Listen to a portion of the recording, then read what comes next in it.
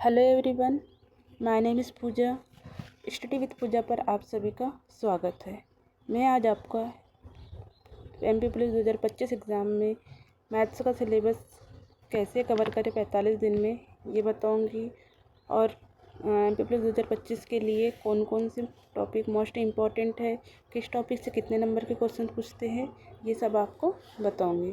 तो चलो बिना किसी अदर बात किए अपन डिस्कस करते हैं।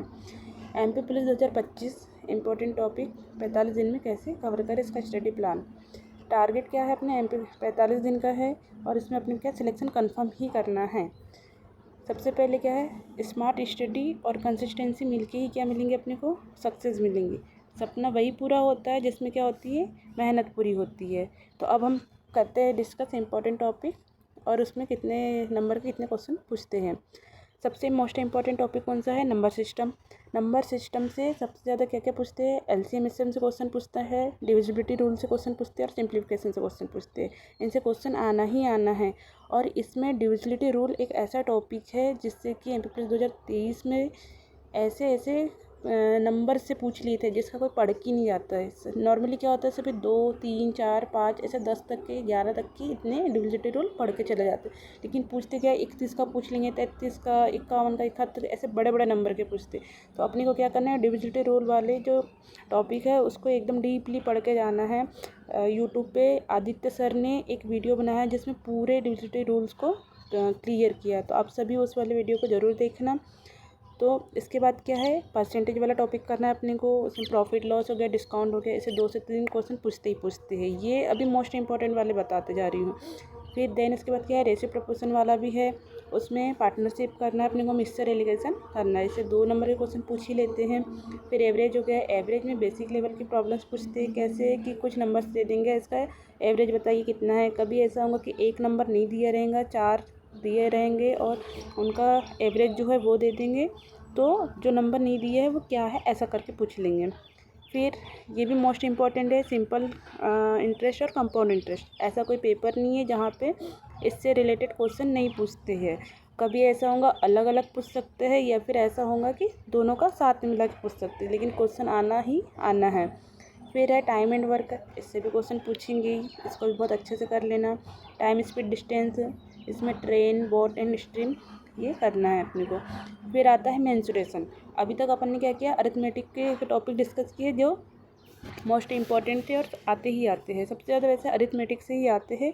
एडवांस में मेंसुरेशन से फॉर्मूले जितने भी है 2D के 3D के सभी को एकदम रट ही लेना, एक भी नहीं भूलना चाहिए अपने पेपर के टाइम में।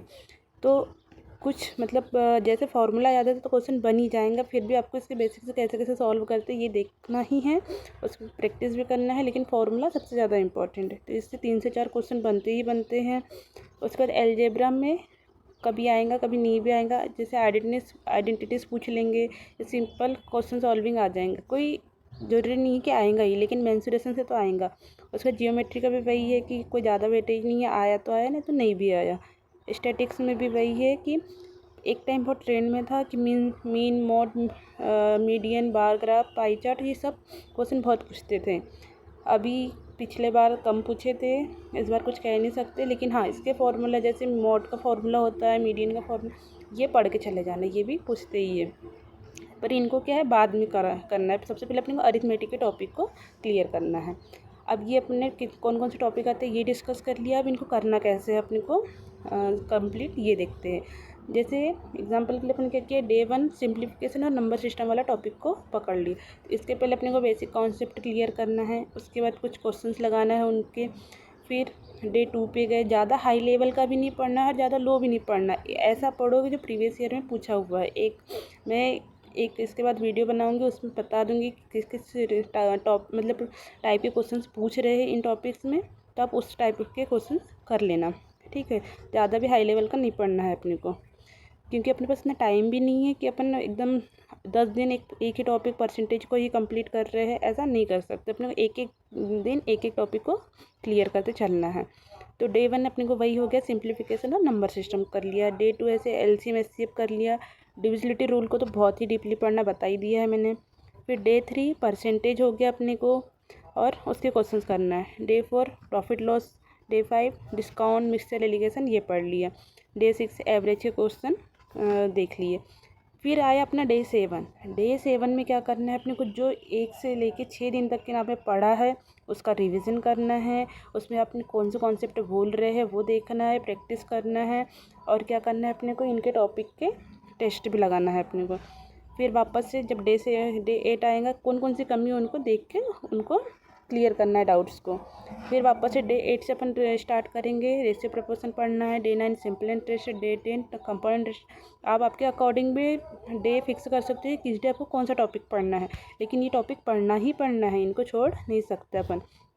ऐसे ही 11 से 45 दिन तक के आप अपना ये टॉपिक वाइज कंप्लीट कर लेना। हर 7वें दिन क्या जरूरी है, रिवीजन करना और प्रैक्टिस करना। रिवीजन और प्रैक्टिस के बिना कुछ नहीं हो सकता कि आपने बस पढ़ते जा रहे, इससे कुछ नहीं होगा। रिवीजन भी करना है और अपने को उसके साथ प्रैक्टिस भी करना है। और फिर क्या आता है, अपने लास्ट जो 5 डेज रहेंगे उसमें अपने को फुल रिवीजन करना है कि अरिथमेटिक में जो जो टॉपिक थे अपने।